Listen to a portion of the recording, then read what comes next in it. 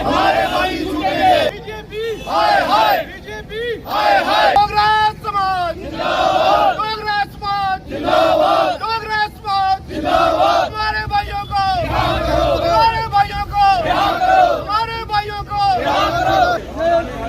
छूटेंगे, हमारे साथी छूटेंगे। जेल के ताले टूटेंगे, हमारे साथी छूटेंगे, जेल के ताले टूटेंगे, हमारे साथी छूटेंगे, जेल के ताले टूटेंगे, हमारे साथी छूटेंगे, जेल के ताले टूटेंगे, हमारे साथी छूटेंगे। Go back, go back, Everyone go back, go back, go back. Everyone go back.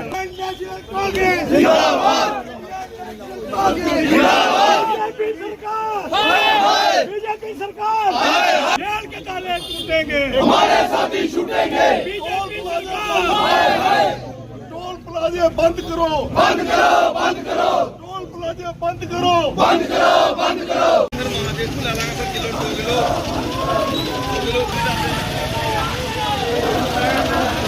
हमारे साथी याद करो, हमारे साथी याद करो।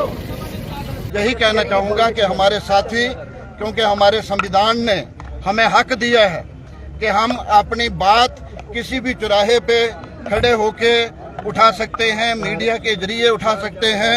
हमारा संविधान कहता है हम पीसफुल प्रोटेस्ट कर सकते हैं। तो मैं समझता हूँ कि जिन साथियों को ये पीसफुल प्रोटेस्ट लोगों की आवाज उठाते हुए अरेस्ट किया गया है, कि उनके खिलाफ केस बनाए गए हैं, वो वापस लिए जाएं, जल्द से जल्द उनको रिहा किया जाए। और जम्मू में, पूरे जम्मू सूबा में जो लोगों के जज्बात भड़कने जा रहे हैं, हमने देखा रास्ते में जगह जगह लोगों ने जुलूस निकाले हुए हैं। तो मैं समझता हूं कि ये अच्छा नहीं होगा हमारी रियासत के लिए, हमारी रियासत की खुशहाली के लिए, हमारे जम्मू के तरक्की के लिए, हमारे नौजवानों के लिए। मैं समझता हूं ऐसा रुख नहीं होना चाहिए।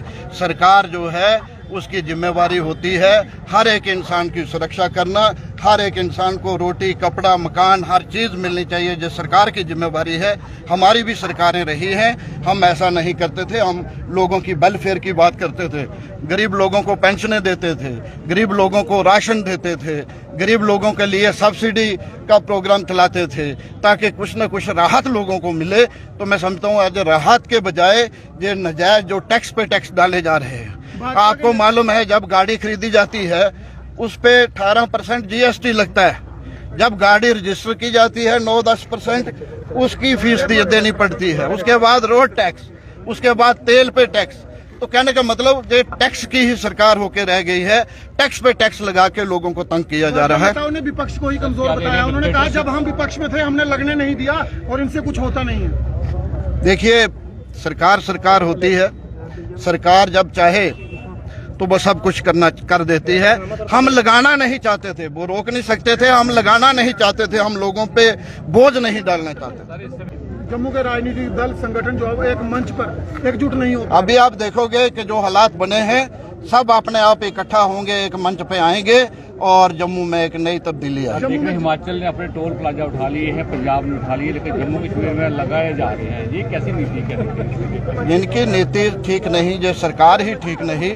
अगर कल हालात बने, हमारी सरकार आएगी, हम इन सब चीजों के बारे में नए सिरे से सोचेंगे। जनाब, क्या देखते हैं किस तरह के अधिकारों का हनन JK UT प्रशासन और कठुआ जेल परिसर में किया जा रहा है? देखिए, जो इन यूथ्स की डिटेंशन है ये टोटली आर्बिट्रेरी है। इस डिटेंशन को हम स्ट्रांगली कंडेम करते हैं और हम डिमांड करते हैं कि युवा राजपूत सभा के जो नौजवान इन्होंने अरेस्ट किए हैं उनको इमीडिएटली रिलीज करना चाहिए, क्योंकि इन्होंने कोई ऑफेंस कमिट नहीं किया है। आप हिस्ट्री देखिए, हिस्ट्री पढ़िए, देश की आज़ादी में और उसके बाद हर इंसान को हक है कि वो अपनी बात जो है खुल के लोगों के सामने रखे। युवा राजपूत सभा के लोग अपनी डिमांड्स को लेके डिमॉन्स्ट्रेशन कर रहे थे। वो जम्मू से एक प्रोसेशन की शक्ल में निकले थे और उन्होंने आकर के यहाँ टोल प्लाजा पे इसरोर में आके डिमॉन्स्ट्रेशन की और आराम से वो पुरअमन तरीके से वहाँ बैठे हुए थे। उनको वहाँ से अरेस्ट किया गया और मुझे पता चला है उनके खिलाफ FIR भी रजिस्टर्ड है। तो ऐसी जो डिटेंशन है ये टोटली आर्बिट्रेरी है। ऐसे केसेस को इमीडिएटली विड्रॉ करना चाहिए और इन लोगों को इमीडिएटली रिहा करना चाहिए।